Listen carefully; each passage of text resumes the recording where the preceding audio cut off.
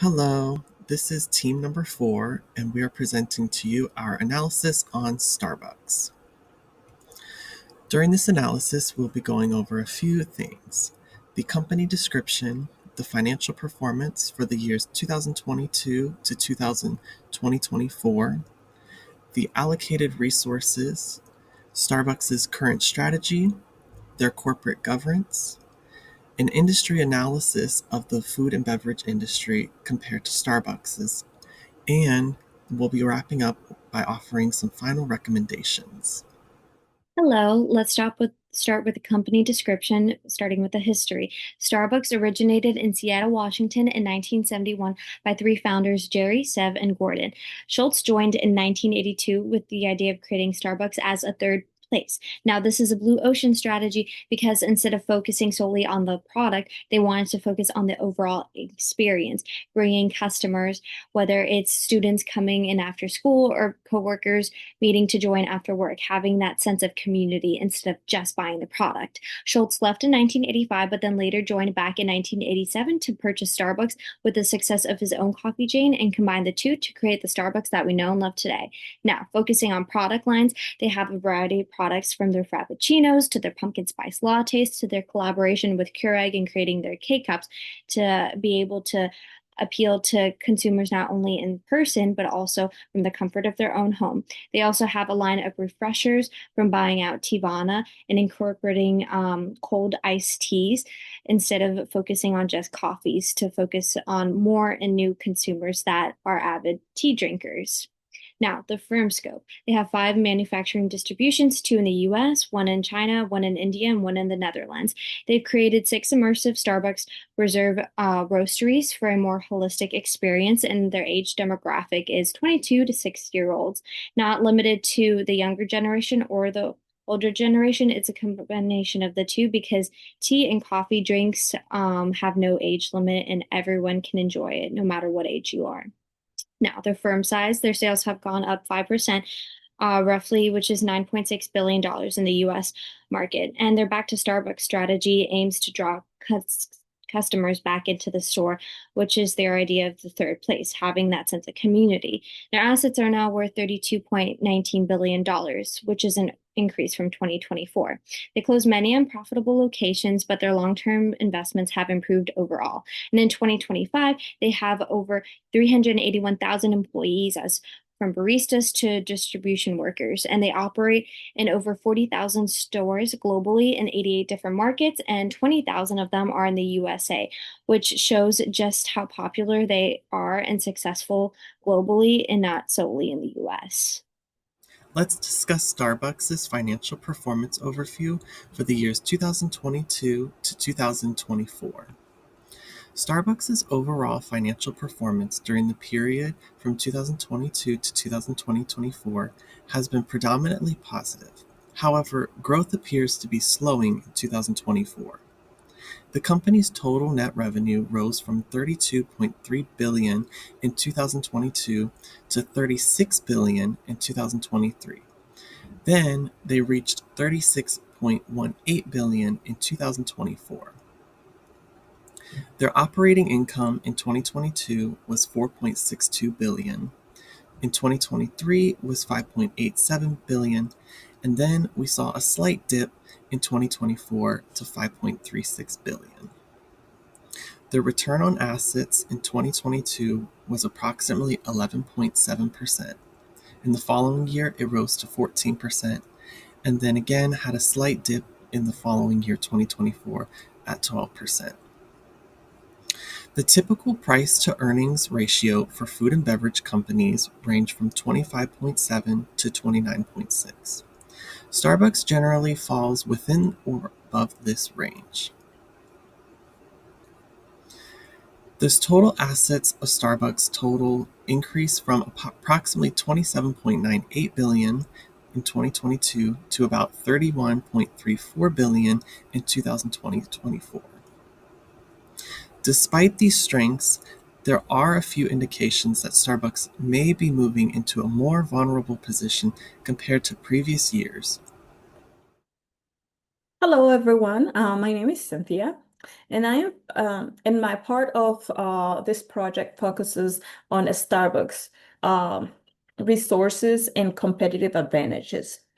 Um, companies need to understand their internal strength and what is happening in the industry.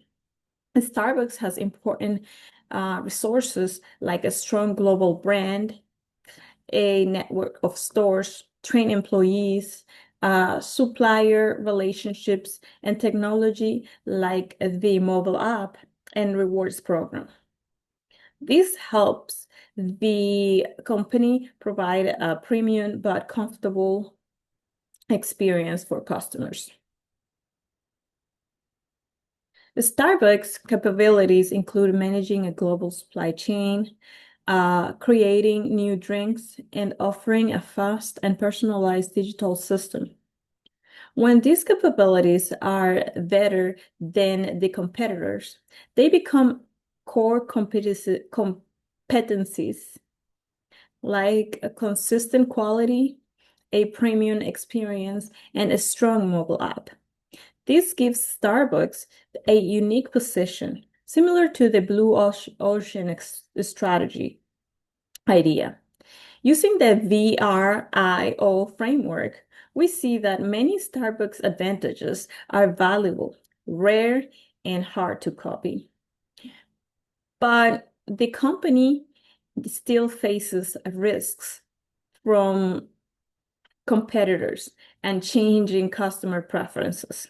My recommendation is that Starbucks should continue investing in technology and sustainability. By doing this, the company can maintain its competitive advantages and stay successful in the future. Hello, my name is Maria, and I'll be giving a quick overview on Starbucks strategy at the corporate, business, and international level, and how it all connects back to their mission of inspiring and nurturing the human spirit. First, touching on the corporate level strategy, Starbucks has been refocusing on its identity as a welcoming coffee house. The Back to Starbucks strategy brought back things customers value, like the condiment bar, ceramic cups when dining in, and overall consistent drink quality. They have also added tools that support partners and improve overall store operations. These choices reinforce Starbucks' goal of creating connection and a true third place. At the business level, Starbucks competes through differentiation. With over 38,000 stores, they focus on premium products, a warm atmosphere, personalization, and strong partner customer relationships. Across their three business segments, which include North America, international, and channel development segments, their goal is always the same, and that is to deliver a consistent, high quality experience. Lastly, at the international level strategy, Starbucks uses a multi domestic strategy. They keep their core identity but adapt to the local cultures, like offering matcha in Japan or chai in India. This balance of global consistency and local customization is why they've succeeded in more than 80 countries. So, overall, Starbucks strategies at every level support their mission of inspiring and nurturing the human spirit, one person, one cup, and one cup at a time. Thank you. Hi, my name is Brisa, and I'm going to give you guys a quick overview of Starbucks corporate governance. I've organized this into three main sections: ownership structure, board governance, and executive compensation. First, let's talk about ownership. Starbucks has a very dispersed ownership structure, meaning no single person controls the company. Instead, large institutional investors like Vanguard and BlackRock hold significant shares. Because ownership is spread out, Starbucks relies heavily on its board of directors to provide strategic oversight and keep management accountable. Next, the board of directors itself plays a crucial role. Starbucks' board is mostly independent, which means that members aren't part of the company's management team. This independence allows them to make objective decisions, which makes sense. The board also has a very diverse expertise. From the retail and technological standpoint, and the finances and stability, which aligns well with Starbucks' focus on ethical business practices and environmental responsibility. The board operates through key committees, including audit and compliance, compensation and management development, and nominating and corporate governance, which helps ensure through oversight across all areas. Finally, executive compensation at Starbucks is designed to encourage long-term success. Executives receive a mix of salary, annual bonuses, and stock-based rewards. Importantly, much of their pay depends on performative metrics. Overall, Starbucks demonstrates strong governance practices with transparent oversight. Thank you for listening. Using Michael Porter's 5 forces, we can do an industry analysis for Starbucks. The threat of new entrants to the coffee market is moderate because they're smaller shops that continuously open. However, they do lack the speed and consistency that Starbucks has established.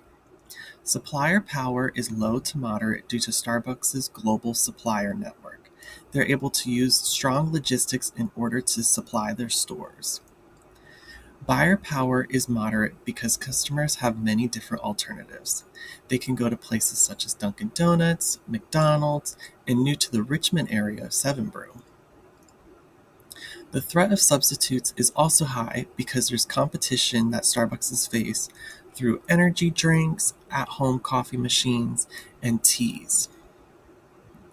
Industry rivalry is extremely high because Starbucks face competition not only within the coffee industry, but through the food and beverage industry, because we have places like McDonald's, Burger King, Chick-fil-A that have all expanded their offerings into the coffee market. Some recommendations that we have is one, they must align with the mission statement, the customer's experience, sustainability, product innovation, and global presence. Number two, they must improve customer experience with a more community-focused store design. Starbucks should create more stores that match the needs of each community. For example, some stores can have a more quiet, steady area, while others can have a more open space for group meetings, allowing more communities to feel that it's more a personal experience. Number three, they must invest in more sustainable product innovation. Starbucks should focus on making more eco-friendly products like reusable cup programs, plant-based drink options, and reducing overall waste in stores. This supports both sustainability and innovation in the mission statement. And number four, they should reduce the prices of their products to meet the consumer's needs. Starbucks is known as a premium coffee brand, but lately consumers have noticed that the quality of the coffees don't match the price point. With rising costs in our current economy, consumers are becoming more aware of their purchasing habits and opt to reduce the amount that they spend. Starbucks can increase their demand by lowering costs on their overpriced coffee, offer discount days, and offering a better reward system to entice new customers.